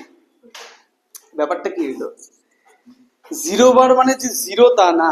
0 বার মানে 0 বারের মধ্যে আছে অসংখ্য সংখ্যা, সেই সমস্ত সংখ্যাকে বোঝানো হচ্ছে। ক্লিয়ার? যেমন ধরে নে 0, 5, -5, 10, -5, এর সবাই। ঠিক আছে, আমাদেরকে খালি দেখতে হবে যে সংখ্যাগুলো 5 দিয়ে বিভাজ্য হচ্ছে কিনা। বিভাজ্য মানে ভাগশেষ হচ্ছে 0, হলো? এখন তুই যদি দুটো জিরো বারকে নিস, মানে দুটো জিরো বারের যে কোনো এলিমেন্টের সাথে যে কোনো এলিমেন্টকে যোগ করছিস, একটা জিরো বারের থেকে যে কোনো একটা এলিমেন্ট নে, ধরুন 15 নিলি একটা জিরো বার থেকে, আর একটা জিরো বার থেকে 25 নিলি, যোগ করে দিলি, যোগফলটা 5 দিয়ে যখন ভাগ করছিস, ভাগফল কত হবে, ভাগশেষ কত হবে, জিরো। তার মানে কি দুটো জিরো বারের সংখ্যাকে যোগ, জিরো বার প্লাস জিরো বার মানে জিরো প্লাস জিরো না, শুধু জিরো প্লাস জিরো হয়, কিন্তু শুধু জিরো প্লাস জিরো না, ঠিক আছে? তো জিরো প্লাস তুই 5 কর, জিরো প্লাস 10 কর, জিরো বারের একটা এলিমেন্টের সাথে জিরো বারের আরেকটা এলিমেন্টকে নিয়ে, মধ্যে কথা হচ্ছে এটা যোগ করলি, যোগফলটাকে 5 দিয়ে ভাগ করছিস, ভাগশেষটা প্রত্যেকবার কত পাবি, জিরো। কথাটা ক্লিয়ার? কারণ তুই যে কোনো সংখ্যা নিয়ে জিরো বারের থেকে, ওটা 5 বা 5 এর গুণিতক হবে, আরেকটা জিরো বারের থেকে 5 বা 5 এর গুণিতক আসবে, যোগ লাগাচ্ছিস, উত্তরটাও 5 বা 5 এর গুণিতকই হবে, মানে প্রত্যেকবার ভাগশেষ কত হবে, জিরো হবে। ক্লিয়ার? নেক্সট। এখন এই নেক্সট ব্যাপারটা বোঝার জন্য তোমাকে এই প্যাটার্নটাকে ফলো করতে হবে। Suppose u equals to vx plus c, u equal to vx plus c, ঠিক আছে? বা u1 equal to v1x plus c1, ঠিক? আর u2 equal to v2x plus c2, হলো? দুইজনকে যোগ করলাম, কি করব, কিভাবে যোগটা করব? u1 এর সাথে u2 কে নিশ্চয়ই, আর যেখানে x আছে তাদেরকে যোগ করবো নিশ্চয়ই, তাই না? x কে যোগ করলে কি হয়ে যাবে, v1 plus v2 into x, আর c1 c2 গুলো নিজেদের মতন যোগ হয়ে যাবে, হ্যাঁ কি না? কথা বললাম। এখন তার মানে কি দুইটা ভাজ্যকে যোগ করে নতুন ভাজ্য তৈরি করা হলো। এই ক্ষেত্রে তুই একবার ভেবে দেখ যে x মানে হচ্ছে আমাদের 5, আমাদের অঙ্কে x বলতে 5 কে বোঝানো হচ্ছে, ঠিক আছে? যেহেতু আমরা 5 দিয়ে ভাগ করছি সব সংখ্যাগুলোকে, তাই x বলতে ভাজক পজিশনে যেহেতু 5 আছে, তুই খেয়াল করে দেখ ওই ফর্মুলাটা, ভাজ্য ইকুয়ালস টু ভাগফল ইন্টু ভাজক যোগ ভাগশেষ। এই যে x বলতে এখানে ভাজককে বোঝানো হচ্ছে, আর প্রত্যেকবার আমাদের ভাজক কত, 5, তাই না? প্রতিটা ক্ষেত্রে। এখন একটা জিনিস নোটিস কর, যখন আমি এরকম দুটো সংখ্যাকে নিব, দুটো ক্লাসের দুটো সংখ্যাকে নিচ্ছি, যেমন ধরে তুই নিলি হচ্ছে 15 আর তুই নিলি হচ্ছে 21 কে, ঠিক আছে? 15 নিলি আর 21 নিলি, 15 আর 21 সেম ক্লাসে তো নিশ্চয়ই নেই। 15 আছে কোন ক্লাসের মধ্যে, জিরো বার ক্লাসের মধ্যে বা জিরো ক্লাসের মধ্যে, আর 21 কোন ক্লাসের মধ্যে পড়বে, এক ক্লাসের মধ্যে পড়বে। এখন 15কে তুই ভাজ্য ইন্টু ভাজক যোগ ভাগফল ভাগশেষ এই প্যাটার্নে ফেলা, তাহলে 15 ইকুয়ালস টু 5 ইন্টু কত যোগ কত লিখবো, 5 ইন্টু 3 যোগ 0, 5 ইন্টু 3 যোগ 0, আর 21 ইকুয়ালস টু 5 ইন্টু কত যোগ কত লিখবো, 5 ইন্টু 4 যোগ 1। যখন যোগ করবে তখন কি হয়ে যাবে, এদের দুজনের যোগফল থেকে নতুন একটা সংখ্যা জন্ম নিবে, তাই তো? আর এরা দুজন যোগ হবে, যেখানে 5 কমন আছে, 5 কমন গিয়ে এখানে হয়ে গেল 7, আর এই ভাগশেষ গুলো যোগ হয়ে কত হয়ে গেল, 1। ক্লিয়ার? তার মানে জিরো বারের একটা এলিমেন্টের সাথে আমি 1 বারের একটা এলিমেন্টকে যোগ করলাম, উত্তর যেটা পেলাম, উত্তরটা কোথাকার এলিমেন্ট হলো বলতে পারবি, 1 বারেরই এলিমেন্ট হলো, ঠিক আছে? অ্যান্সার যেটা হলো, অ্যান্সারের প্যাটার্নটা ফলো করে দেখ, ভাগশেষ তুই কত দেখতে পাচ্ছিস অ্যান্সারে, অ্যান্সারটার মধ্যে ভাগশেষ কত আছে, এই যে অ্যান্সার, এই পুরো কথাটাই হচ্ছে অ্যান্সার, এই অ্যান্সারটার মধ্যে ভাগশেষকে নোটিস করতে পারছিস, 1, ভাগশেষ কত, 1, তাই না? তো ভাগশেষ 1 মানে এটা কোন ক্লাসের মধ্যে পড়লো, প্রীতি, প্রীতি বল, জিজ্ঞেস কর, ভাগশেষ হলো কত, 1, তার মানে এটা কোন ক্লাসে পড়লো, 1 বার ক্যাটাগরির মধ্যে, ঠিক আছে? আচ্ছা, সেম জিনিস আমি অন্যদের ক্ষেত্রেও করতে পারি। তুই সাপোজ 21 না নিয়ে 6 নিলি, তাহলে 6 ইকুয়ালস টু 5 ইন্টু কত যোগ কত, 5 ইন্টু 1 যোগ 1, তুই যোগ করছিস, এটা হয়ে গেল 21, এটা হলো 5 ইন্টু 4 যোগ 1, মানে কোন ক্লাস? তার মানে জিরো বারের একটা এলিমেন্টের সাথে আমি 1 বারের যে কোনো এলিমেন্টকে যোগ করি, ভাগশেষ কত আসবে, 1। তার মানে কি এইটা ম্যাটার করে না যে তুমি সামনে কোন সংখ্যাটাকে নিচ্ছ, ক্লাসের কোন সংখ্যাটাকে নিচ্ছ ম্যাটার করে না, ভাগশেষগুলোর যোগফলই ফাইনাল উত্তর দেবে, ঠিক আছে? ভাগশেষগুলোর যোগফলই ফাইনাল উত্তর দেবে, সহজ জিনিস। সহজ জিনিস এটা, একবার ক্যাচ করতে পারলে সব সহজ। ঠিক আছে। আহারে শোন শোন, ঠিক আছে এখন অব্দি? আচ্ছা শোন, তাহলে এই জন্য জিরো বারের সাথে আমি যখন অন্য কাউকে যোগ করছি প্রত্যেকবার ভাগশেষ গুলো যোগ হয়ে উত্তরটা প্রডিউস করছে। এই জন্য দেখ জিরো বারের সাথে জিরো বারকে যোগ করে ভাগশেষের, যেহেতু এর ক্ষেত্রে ভাগশেষ জিরো, এর ক্ষেত্রে ভাগশেষ জিরো, জিরো প্লাস জিরো কত হয়ে যায়? জিরো। এই জন্য উত্তরেও জিরো বার বসলো। জিরো বারের সাথে ওয়ান বারকে যোগ করে দেয়, কত হলো? ওয়ান বার বসলো। এইভাবে চলছে। ওয়ান বারের ক্ষেত্রেও তাই হচ্ছিল, কিন্তু যেই ফোর বারটা আসলো হয়ে গেল একটু অন্যরকম উত্তর। যেমন ওয়ান বারের সাথে ওয়ান বারকে যোগ করছি, সরি ওয়ান বারের সাথে ওয়ান বারকে যোগ করছি, ওয়ান বার মানে ওর ভাগশেষ ওয়ান, তো দুটো ওয়ানকে যোগ করছি, ভাগশেষে দুটো ওয়ানকে যোগ করা হলো, তাহলে ভাগশেষ হয়ে গেল কত? টু। তার মানে টু বার ক্যাটাগরির মধ্যে ঢুকে গেল। ঠিক আছে, বুঝতে পারলাম? কিন্তু যেই ওয়ান বারের সাথে ফোর বারকে যোগ করা হলো, তো ওয়ান বার মানে ভাগশেষ এক, ফোর বার মানে ভাগশেষ চার, ওয়ান আর চার যোগ হলো, ভাগশেষ কত হয়ে গেল? পাঁচ। আর ভাগ জানি কত দিয়ে করা হচ্ছিল, তা পাঁচকে তো আবার পাঁচ দিয়ে ভাগ যায়, পাঁচ ভাগশেষও পাঁচের সাথে সমান হয়ে গেছে, তাহলে তো ভাগ এখানে স্টপ হবে না। পাঁচ পাঁচ দিয়ে পাঁচকে ভাগ করলো, ভাগফল কত হয়ে গেল? জিরো। তার মানে এই জন্য জিরো বার ক্যাটাগরির মধ্যে পড়লো। ক্লিয়ার? এখন প্রীতিকে দিয়ে শুরু করি, ঠিক আছে?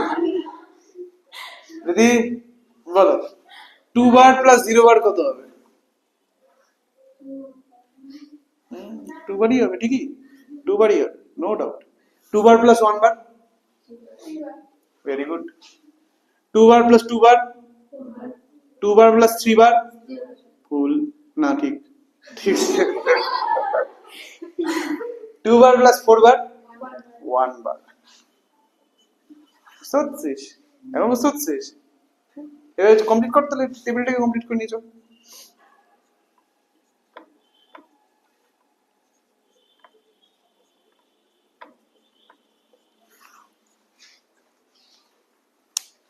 টেবিলটাকে আমরা কমপ্লিট করে নিলাম, ঠিক আছে?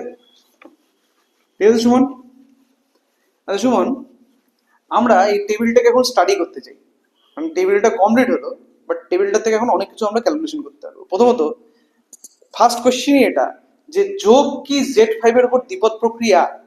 আমরা তো যোগফলগুলো বের করলাম, যোগফলগুলো দেখে আমাকে এখন বুঝতে হবে যে দ্বিপদ প্রক্রিয়া কিনা। কারণ দ্বিপদ প্রক্রিয়ার জন্য শুধু এইটুকুনি কিন্তু না, আমাকে আরেকটা জিনিস লক্ষ্য রাখতে লাগে, যে অ্যান্সার যাতে সেটটারই এলিমেন্ট হয়, উত্তরগুলো যাতে সেটটারই জেড ফাইভেরই এলিমেন্ট হয়। তো এই যে ছক, এই ছকের মধ্যে যতগুলো পসিবিলিটি ছিল যোগ করার, সব হয়ে গেছে। ঠিক আছে, যার জন্য এই ছকটা হচ্ছে সব থেকে গুরুত্বপূর্ণ সসীম সেটের ক্ষেত্রে। এই ছকের মধ্যে কোথাও এমন কোনো সংখ্যা বা এমন কোনো ক্লাস এসছে যে ক্লাসটা জেড ফাইভের মধ্যে পড়ে না। তার মানে এই এই ছকের সব এলিমেন্টই জেড ফাইভের এলিমেন্ট। তার মানে জেড ফাইভটা কিন্তু মানে বোঝা যাচ্ছে জেড ফাইভের দুটো এলিমেন্টকে যোগ করলে উত্তরটাও জেড ফাইভেরই এলিমেন্ট হচ্ছে। আর যেহেতু দুটো এলিমেন্ট লাগছে, দ্বিপদ প্রক্রিয়া হচ্ছে। ক্লিয়ার? নেক্সট সংযোজন। সংযোজনটা কি আমরা বুঝতে পারি এক্ষেত্রে? সংযোজন দেখ, এই টেবিলের প্রথম কথা বলে দিই, এই টেবিলের যেহেতু কোনো এলিমেন্ট এর বাইরে যায়নি, জেড ফাইভের বাইরে যায়নি, ঠিক আছে, তার মানে এখানে সংযোজন ব্যাপারটা ধরে রেখেছে। ঠিক আছে, যেমন ধরে নেয় কথা কথা যোগ, তো যোগ যোগ সংযোজন হবে, এটা মনে রাখিস। মাদার সেটটা কে ছিল? মাদার সেটটা কে ছিল? মেইন কোন সেটের থেকে জেড ফাইভ বানানো হলো? কোন সেটের থেকে জেড ফাইভ কে তৈরি করা হয়েছে? জেড এর থেকে। জেড এর থেকে জেড ফাইভ, জেড এর সব এলিমেন্ট গুলোকে তো পাঁচ দিয়ে ভাগ করা হলো না, তার মানে জেড থেকে জেড ফাইভ তৈরি করা হয়েছে। জেড এর উপর কি যোগ অ্যাসোসিয়েটিভ বা সংযোজন হয়? সংযোজন মানে মনে আছে তো, 2+3+5। ঠিক আছে, এর উত্তর ব্র্যাকেট চেঞ্জ করলেও যাতে অপরিবর্তিত থাকে সেটা হয়তো।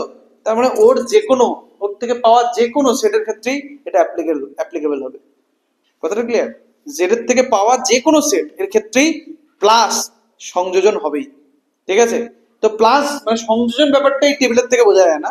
ঠিক আছে, হুম কেন হবে না? জেড এর থাক না, জেডের মধ্যে নেগেটিভ আছে, তো নেগেটিভ থাক না, নেগেটিভ প্লাস পজিটিভ ধরে -3+2, উত্তর কত হয়? তাই না? তো জেড এর উপর সংযোজন যেহেতু হয়, এর উপরও সংযোজন। বুঝতে পারছি? এর মধ্যেও কিন্তু নেগেটিভ সংখ্যাটা আছে সুমন, এখানে কিন্তু এরা কিন্তু একটা ক্লাস, তার মানে এরা এটা না কিন্তু বল বিয়োগ, ঠিক আছে, বুঝতে পারলাম। আচ্ছা, তো সংযোজন ছক বা সংযোজক ছক বলে এটাকে, সংযোজন ছকের থেকে আমরা কম্পোজিশন টেবিল, এর থেকে আমরা এর সংযোজ্য ব্যাপারটা বুঝতে পারছি, মানে বুঝতে পারি না, ঠিক আছে, কিন্তু বিনিময়টা বুঝতে পারি। বিনিময় মানে কি ছিল, যে এ প্লাস বির উত্তর যা হবে বি প্লাস এর একই উত্তর হবে। তো তুই খেয়াল করে দেখ, কোনো ক্ষেত্রে যেমন জিরোর রোটা দেখ আর জিরোর কলামটা দেখ, সব সেম সেম এলিমেন্ট আছে তো, হ্যাঁ, টু এর রো কলাম দেখ, টু এর রো দেখ, অর্ডারটা সব সেম, সেম অর্ডারের এলিমেন্ট গুলো পাওয়া গেছে তো, 2 3 4 0 1 2 3 4 0 1, ঠিক আছে না? তার মানে বিনিময় হয়েছে। কেন? কারণ এই যে এটা দেখতে পাচ্ছিস, সেটাকে সার্কেল করলাম, ওইটা আগে রো আসে না আগে কলাম আসে বলতো? আগে রো না আগে কলাম? রো আগে, তারপরে কলাম আসে। তাহলে ওটা কত নম্বর রো কত নম্বর কলাম? 2 নম্বর রো 3 নম্বর কলাম, মানে ওটা 2 বার রো, মানে হচ্ছে 2 বার প্লাস 1 বার এর উত্তর, ঠিক আছে। এই যেটাকে সার্কেল করেছি ওটা হচ্ছে 2 বার প্লাস 1 বারের উত্তর, ঠিক আছে। এখন 1 বার প্লাস 2 বারের উত্তরটা দেখো কত বললি তোরা, 2 নম্বর রো 3 নম্বর কলাম, এখন 3 নম্বর রো 2 নম্বর কলামের উত্তরটা দেখো, 3 নম্বর রো 2 নম্বর কলাম, 3 নম্বর রো 2 নম্বর কলাম না, যেটাকে সার্কেল করেছি ওটা 3 নম্বর রো 2 নম্বর কলাম না, 3 নম্বর রো 3 নাম্বার, নাম্বার রো এর নাম্বারটা হচ্ছে 3, রো নাম্বার হচ্ছে 3, কিন্তু ওইটা হচ্ছে 2 বারের কলাম, 2 বারের কলাম না, 2 বারের রো, কিন্তু রো নাম্বারটা হচ্ছে 3, উপর দিক থেকে কত নম্বর, 1 2 3, 3 নম্বর না, বুঝতে পারলে এখন? তাহলে এটা হয়ে যাচ্ছে 2 বার প্লাস 1 বার, যার জন্য যেহেতু আগে রো তারপরে কলাম আসছে, ঠিক আছে, বোঝা গেল? এখন হচ্ছে ঠিক এর উল্টাটা, 3 2 হলো 2 3, 2 3 মানে 2 নম্বর 2 3, হ্যাঁ, 2 নম্বর রো আর 3 নম্বর কলাম, একই এলিমেন্ট আছে না আলাদা এলিমেন্ট আছে, বুঝতে পারছি? Is equal to 1 bar plus 2 বার। আর এই ঘটনাটা দেখ সবার ক্ষেত্রে ঘটেছে, যে কোনো দুটো এলিমেন্টের ক্ষেত্রে এই ঘটনাটা ঘটেছে, তাই না? এই জন্য বলা হচ্ছে এটা কমিউটেটিভ বা বিনিময় নিয়মকে ফলো করছে, হলো। তারপরে আসি হচ্ছে একসম উপাদান, সব থেকে ইম্পর্টেন্ট হচ্ছে সংযোজন ছকের একসম আর ইনভার্স এলিমেন্টের বের করার জন্য একসম উপাদানে আসবে এরপরে। একসম উপাদানের সংজ্ঞা মনে আছে তো, এমন উপাদান যার সাথে অন্য উপাদানকে যোগ করে উত্তরটা কত হবে, ওই উপাদানটাই হবে, যোগ তো না, মানে কম্পোজ করে, ঠিক আছে, কম্পোজ করে ওই উপাদানটাই আসবে। তাহলে এই ছকের মধ্যে কোন উপাদানটা আছে যার সাথে বাকিদেরকে যোগ করে, যেহেতু যোগ হচ্ছে এখানকার কম্পোজিশন, যোগ করে ওই উত্তরই 0 বার, তার মানে 0 বার হচ্ছে এই ছকের বা এই টেবিল, এই যে সেটটা, এই সেটের কি একসম উপাদান। ক্লিয়ার? বলতে পারলাম? দিদি বুঝলি? সমান বুঝলি? লাস্ট কি আসে, লাস্ট হচ্ছে বিপরীত উপাদান। তো বিপরীত উপাদান মানে কি, ধরে নে এই 2 বার, 2 বারের বিপরীত উপাদান লাগবে, মানে এমন উপাদান যার সাথে 2 বার যোগ করে কত আসবে, একসম উপাদান। কত আসছে একসম উপাদান জানি, 0। তাহলে 2 বারের সাথে এমন উপাদানকে যোগ করতে হবে যেটা উত্তরটা 3 বার। কেন 3 বার? কারণ তার জন্য তুই 2 বারকে সার্কেল করলাম তো, 2 বারের রোটাকে দেখ কোথায় 0 বার আসছে আর কার জন্য 0 বার আসছে। 2 বারের রোটাকে দেখ, এই যে 2 বারের রো, রোটার দিকে তাকা, কোথায় 0 বার কার জন্য 0 বার, 3 বারের জন্য 0 বার। এই জন্য 2 বারের বিপরীত উপাদান হলো 3 বার। ক্লিয়ার? 2 বারের সাথে 3 বার যোগ করে 0 বার পাওয়া যাচ্ছে, বুঝতে পারলাম? এইভাবে দেখ 0 বারের বিপরীত উপাদানটা কত, 0 বারের বিপরীত উপাদান কত, 0 বার। 1 বারের বিপরীত উপাদান, 1 বারের বিপরীত উপাদান 4 বার। 2 বারের সাথে কোন এলিমেন্টটা যোগ করলে, যেহেতু যোগ হচ্ছে এখানকার কম্পোজিশন, 2 বারের সাথে কত যোগ করে একসম উপাদানটা আসবে, একসম উপাদান কত, 0। তাহলে 2 বারের সাথে কত যোগ করে 0 বার পাওয়া যাবে, কোশ্চেন হচ্ছে এটা। তাহলে আমাকে তার জন্য 2 বারের রোটা দেখতে হবে। 2 বারের রো দেখা যাচ্ছে, কোথায় 0 বার আসছে, 3 বারের ক্ষেত্রে। এই জন্য 3 বার হচ্ছে 2 বারের বিপরীত উপাদান। ক্লিয়ার?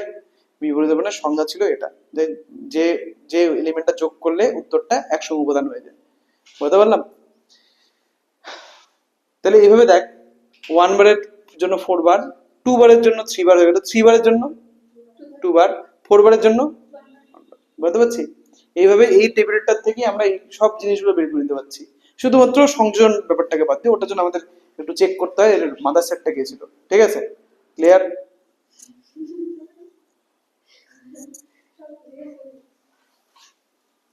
তোমরা Z4 প্লাস এর সংযোজন ছকটাকে বের করো। প্রথমত Z4 সেটটাকে বের করো, Z4 ইকুয়াল টু হবে কত, ঠিক আছে? তারপরে তার সংযোজন ছকটাকে বের করো এবং সংযোজন ছকটাকে দেখে কমেন্ট করো যে এটা বিনিময় নিয়ম মানছে কিনা, এর 100 উপাদান কত, আর প্রত্যেকটা এলিমেন্টের বিপরীত এলিমেন্ট পাওয়া যাচ্ছে কিনা।